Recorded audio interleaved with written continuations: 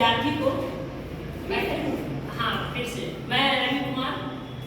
और आप जान ही रहे हैं कि आप लोगों को जितना मेहनत से पढ़ाया गया लक्ष्य में और आप लोगों ने मेहनत किया, जिसके बदौलत आप लोग अच्छे मार्क्स से पास किए। थोड़ा बहुत हम लोग का भी जो योगदान था, लेकिन विशेष योगदान होता है विद्यार्थी का। 90% विद्यार्थी खुद मेहनत करता है, 10% ही शिक्षक पढ़ा पाते हैं। इसलिए आप लोग जितना नंबर से मैट्रिक पास किए हैं, आप लोगों को पुनः हार्दिक बधाई है।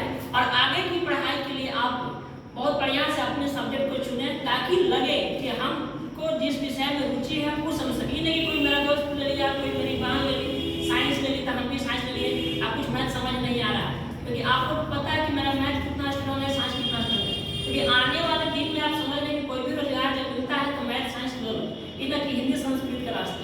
हिंदी संस्कृत क्या एक माध्यम हो गया है, लेकिन टेक्निकल के युग में, आज के युग में क्या है कि बिना मैथ साइंस कुछ नहीं हो सकता है। और मैट्रिक पास करने के बाद जब तक आप सफल नहीं हो जाते हैं, तब तक समझिए कि इस मैट्रिक का कोई मतलब नहीं है। क्योंकि बहुत लोग 400 नंबर 450 नंबर ला रहे हैं हर साल। इस बार लाया लेकिन 8 लाख पास किया, करीब पिछले बार भी पास कर 8 लाख पर नहीं कर, हर साल पास कर रहा है। इसलिए इस बेरोजगारी के दौर में आपको बहुत मन लगा के पढ़ना पड़ेगा, कम से कम 3 साल 4 साल। अगर ग्रेजुएशन तक आप पढ़ लेते हैं तो आप अच्छा शिक्षक बन सकते हैं, कोई भी प्लेटफॉर्म में जा सकते हैं, जहाँ 12 मेडिकल पॉलिटेक्निक बीटेक कुछ भी हो, इस समय आपको मौका मिल सकता है। नहीं तो क्या होगा कि ऐसी शादी ब्याह हो जाएगा, कुछ नहीं मिलेगा। ये बात क्या है, आप समझ ही रहे हैं क्या कि 90% गार्जियन उसको पता चलता है जो लड़की पढ़ती है।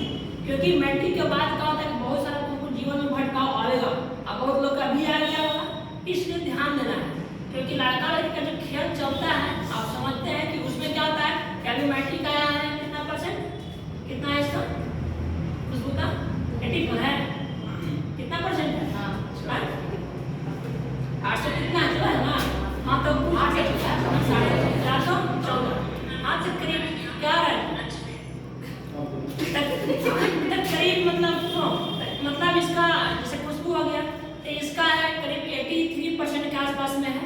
ठीक है, तो मतलब परसेंटेज को आगे रखना बरकरार, ताकि बहुत सारा क्या होता है कि जेएनयू में जानते हैं BHU समझे कॉलेज होता है, या साउथ बिहार यूनिवर्सिटी, अगर इस समय आप पढ़ते हैं, कुछ भी करते हैं, उससे BA करते हैं, BSc ऑनर्स कुछ भी, तब उसमें रोजगार की संभावना और जीवन में कुछ करेगी।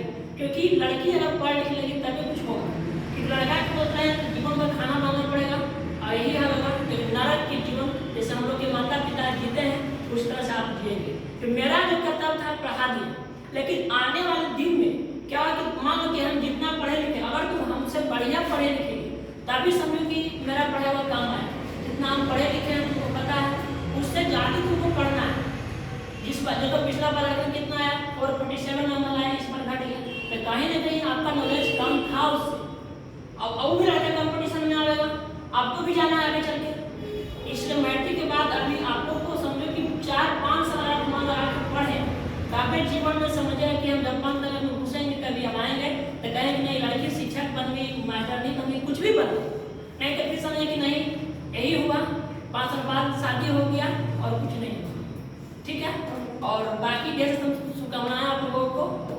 ठीक है, बेस्ट ऑफ लक।